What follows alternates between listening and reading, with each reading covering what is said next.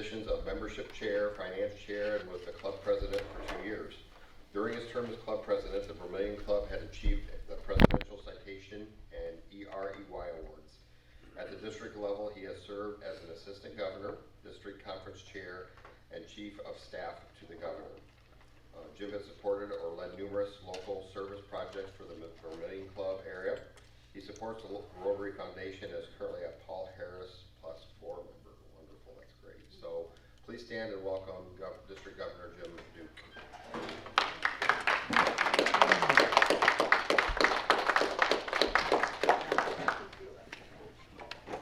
You know, it's great to be here. I was in Toledo yesterday, and they've got like 250 members in that club.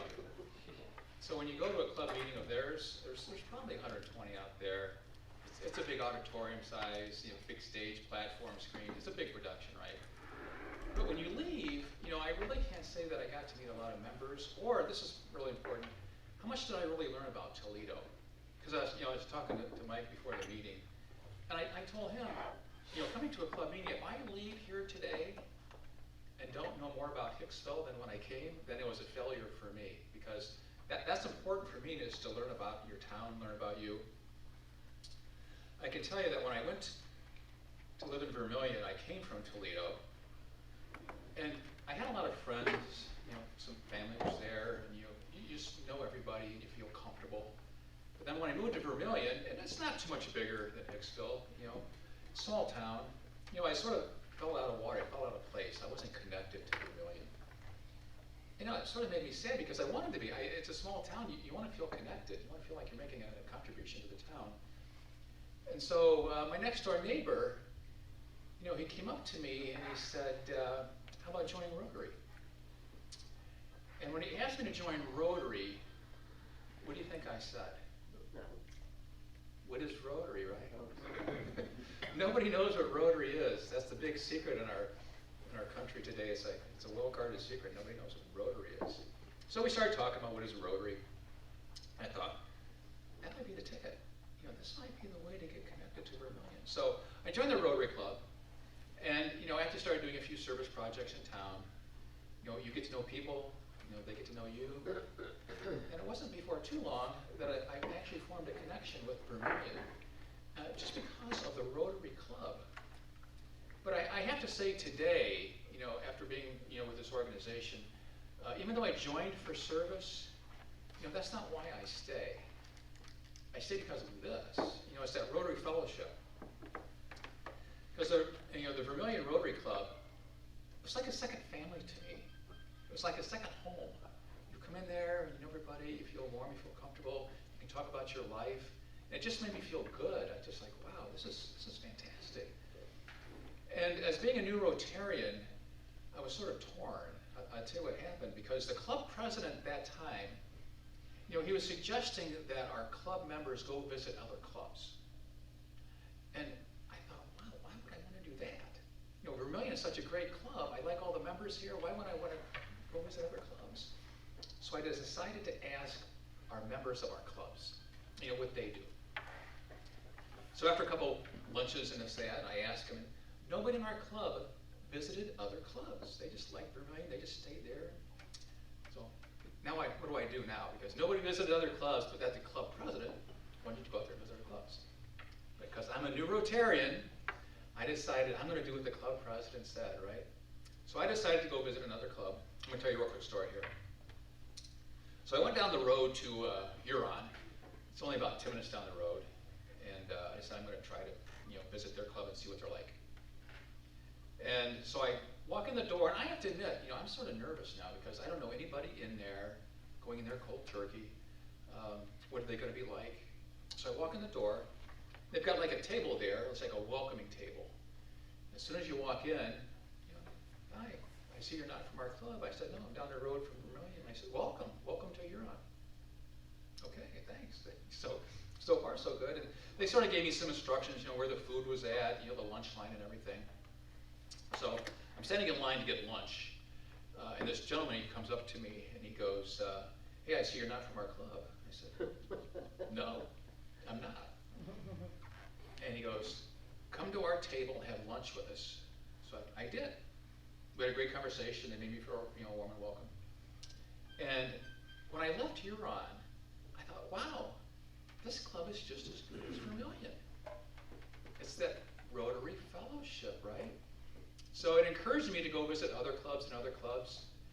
And it was the same, no matter where I went, it was exactly the same. It's that Rotary Fellowship. And I'm telling you, it's the same. We're all the same, whether we realize it or not. At the end of my first Rotary year, they encouraged me to go to this district conference. Being a new Rotarian, I didn't know what this district conference was, so everything else has been good so far, so why not try that? So it was outside of Columbus that year. So I go driving down there, and once again, I didn't know anybody. But I met people from all over, Lima, St. Mary's, Salina, Ashland, Mansfield. I met people from all over our district. At the end of my first Rotary year, I thought, well, I hit the lottery here. Just by somebody asking me to join the Rotary organization to help me feel more connected with Vermilion. I can't even describe it. So I hope everybody out there feels the same about Rotary, as I do. Rotary has a lot of initiatives that they want us to put upon clubs, and the list is like this long. And it's like, I took that list, and I said, I ask clubs to do all this stuff, they're going to shoot me, So, what's really important? You've got to decide what's really important, because, every club is different. If I gave that club that list to Toledo Club, they got 250 members, they could probably do it. But, if I gave that list to, Hicksville or Antwerp or a small club like that, I don't think they could get that done. Because every club in our district is different. And I've got to tell you that your club is basically the average club in our district. Toledo Club is like the oddity. Clubs your size, that's actually the majority in our district. We're farmland. I mean, the 20, 30, 35, 40 member clubs, that's the majority of clubs in our district. You are the representative club. And so when I go to clubs, yeah, it's nice to talk to Toledo Club, but don't tell them this, but I like going to clubs of this size much better. I really enjoy that, because you represent our district.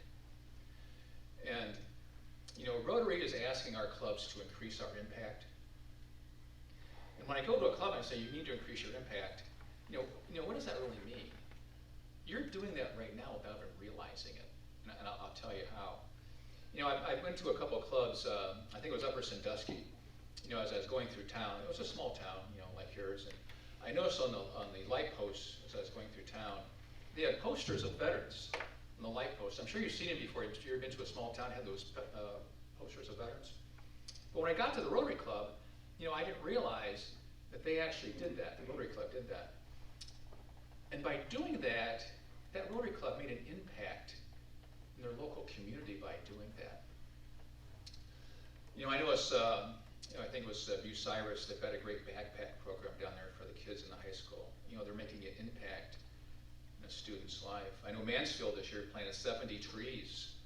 They made an impact in the environment when they did that. I saw this list that you've got here of all the things that you do. And one struck out to me. You have a blanket drive for your senior citizens. When you do that, you're making an impact in someone's lives when you do that, whether you realize or not. So, looking over that list, you're making an impact. Your Rotary Club is making a huge impact, whether you realize or not. So, you might hear that Rotary wants clubs to increase your impact. You're doing it already. So I want to thank you for that. Rotary wants us also to increase participation. And the reason for that is Rotary knows people that participate in their club, they're not going to leave the organization. You're on a committee, you're doing fundraising, you're doing service projects, you're coming to your club meetings, you're engaged. You're not even thinking about leaving. Why would you leave? You're having too much fun, right? But there's people that aren't engaged. They're not on any committees. They don't do any service, or they don't do any fundraising. They barely come to meetings.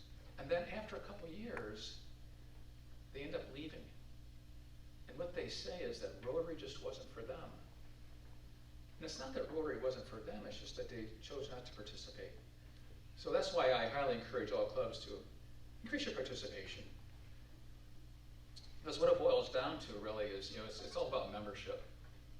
And you know, in our district, I found some numbers here that just came to my attention here recently. One I knew about, in the last 10 years, you know, our district has lost 1,000 members. And I knew that was an extremely large number, right? I knew about that number. But it was 2 weeks ago, a past history governor, it was at the Montpelier meeting, you know, David Perkins, he mentioned that 20 years ago, we had almost 4,500 members. So we've lost close to 2,000 members in our district in the last 20 years. So the trend line is going down relatively sharp. So that's why participation is so important, because clubs are bringing in members. You know, I get an email whenever there's a new member brought into our district. I get an email about that, and I can tell you that I'm getting emails all the time. It's relentless. It's day after day after day. I'm getting all these emails about people joining our clubs in our district. But when I look at the total of how many we've actually added to our district, it's relatively small. It's like maybe 20 or something, because we've lost so many, right? So it's hard to gain membership when you're losing almost as many as you're bringing in. And that's why when I mentioned participation, you know, that's one way to increase your membership, by just not losing anybody. So I'm giving that message to all the clubs, because I had somebody come to me the other day. He was bragging about how many how many members they brought in. And I knew the actual number myself. They actually had a net loss that year, so far this year. And he didn't realize that. He just knew how many they brought in. He didn't know how many they lost. And I mean, your club is probably the same way, I'm guessing. So when you bring in a new member, you probably bring them up to the front, you know, give them a pin, give them a certificate, and welcome them to the club. So everybody out there knows how many you brought in, because it's announced. When people leave the club, well, usually they just write an email or a letter to the board and say, hey, I want to leave. You know, the board crosses them off, they take them off the list, and after a couple of years, you might say, where's John at, or where's Kathy at? And they're no longer Rotary members, right? So just be aware of how many you're losing compared to how many you're bringing in. Because my ask this year was for every Rotary club to have a net +1. Just one. Because I thought, you know, if 60 clubs, you know, if every club had a net +1, after 10 years, that'd be 600, right? So small incremental changes, get that trend line going back up. You know, I think we'd actually be in pretty good shape. So we don't have to get all those numbers back in 1 year, as long as we're going in the right direction. So far this year, we actually are. We have a small increase here. I think the actual number is closer to 30 for our district. And so it's actually starting to trend back up this year.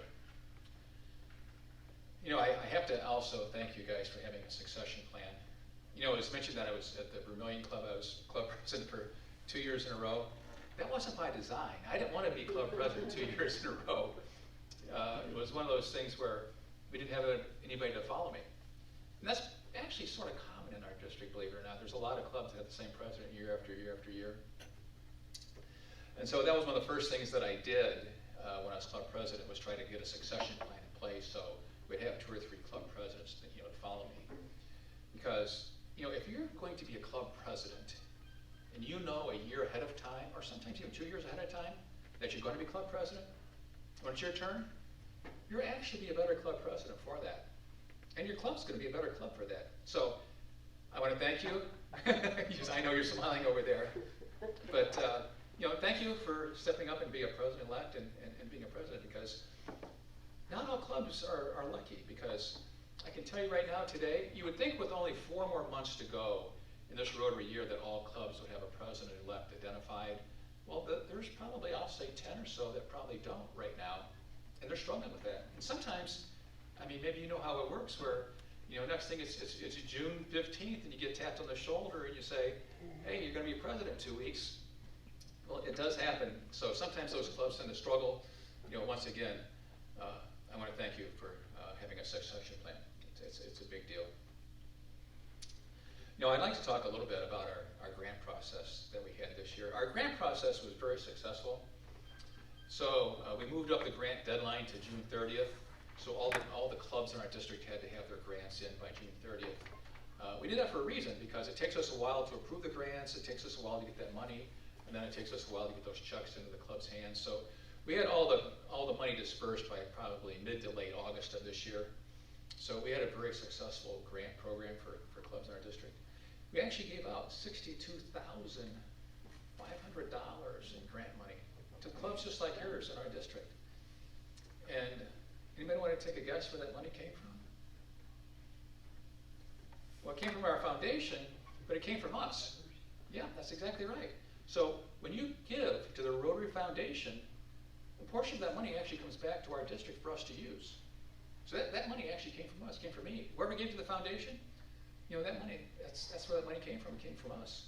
So that's a big deal. When I talk about the foundation, it's like you're giving to yourself when you give to the foundation.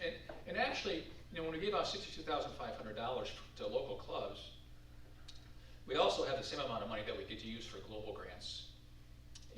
That's money that we expand our reach when we do that. Because, whether we realize that we're very lucky in this country, we take a lot of things for granted. I can tell you, like, water, for example. I mean, take water for granted. I mean, we've got water all over the place. You drink a glass of water. If you don't finish it, you just dump it down the sink, right? It's something we just have always taken for granted. That's actually not uncommon. That probably happens to me all the time. I would have actually been surprised if that didn't happen. So, but water's a big deal. So I know there's an area of Mexico that's, and actually not only Mexico, but all over the world that's, they don't have the same water resources that we do. So we're going to partner with an area of Mexico for rain harvesting. This is sort of unique. First I heard of this. They actually have a home. They actually changed the roof on the home, and the roof is designed to collect rainwater. Then it goes into piping, and then it goes into a tank, and then sanitize. Then they can actually use that for drinking water, irrigation, and stuff like that. It's like $1,000 per house.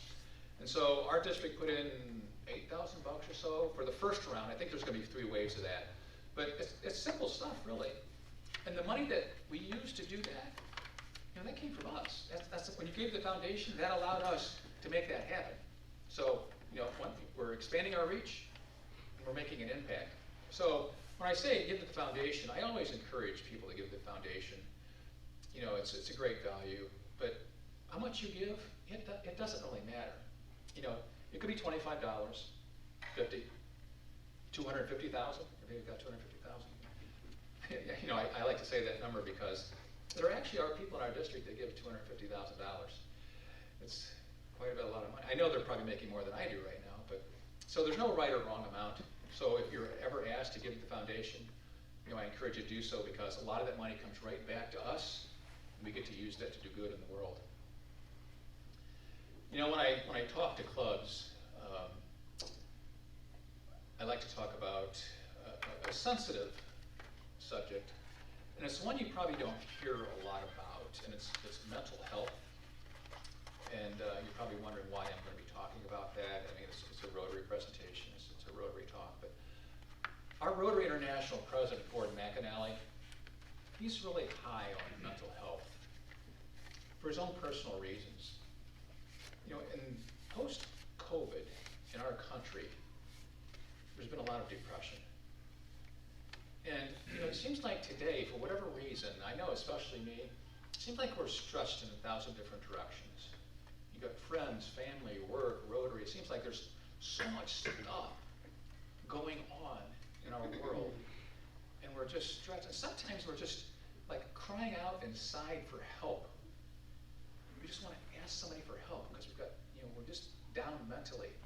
So when somebody asks us, how are we doing? What do we say? That's right. We're doing fine. We're okay. And the reason we say we're okay, even though we're really not, is because we feel it's a sign of weakness.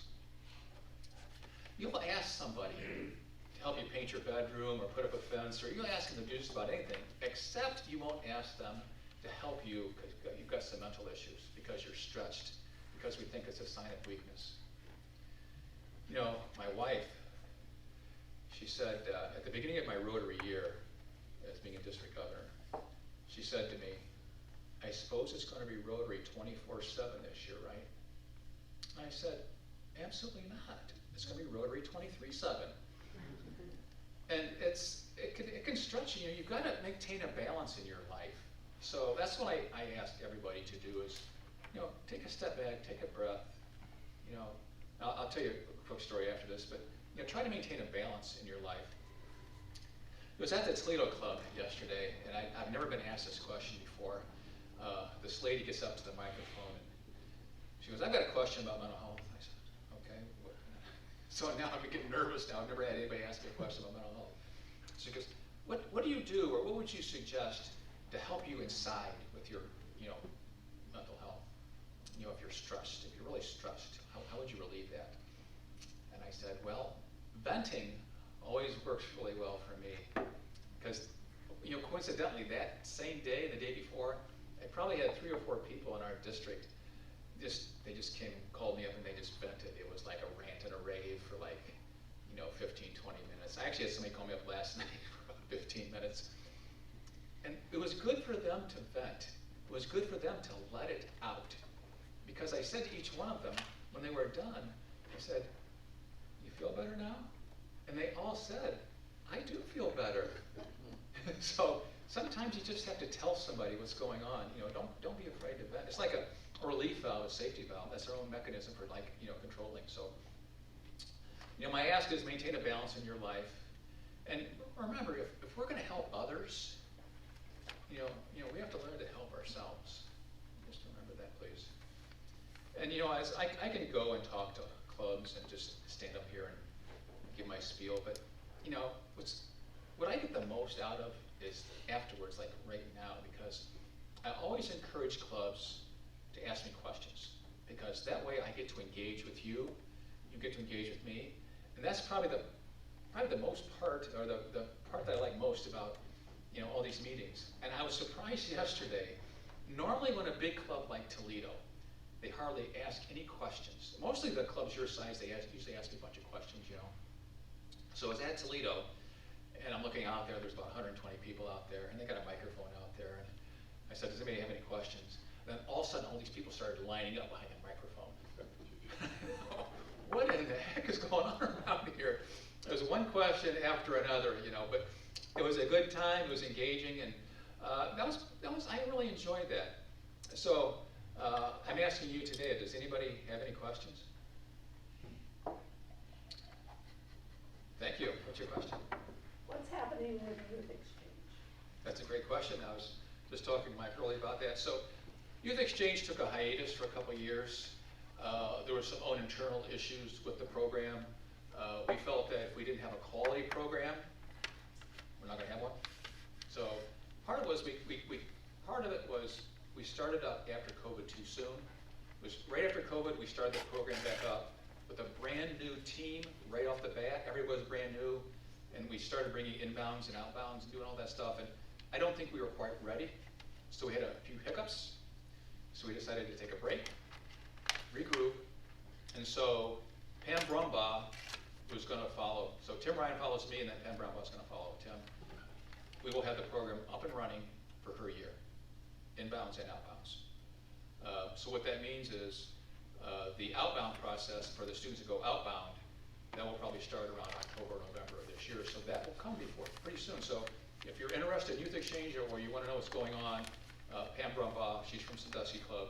She'll have probably more information than I have, but we're gonna get it going again. So none until then? No, nothing. I've talked to Tim Ryan about that, and so no, not until then.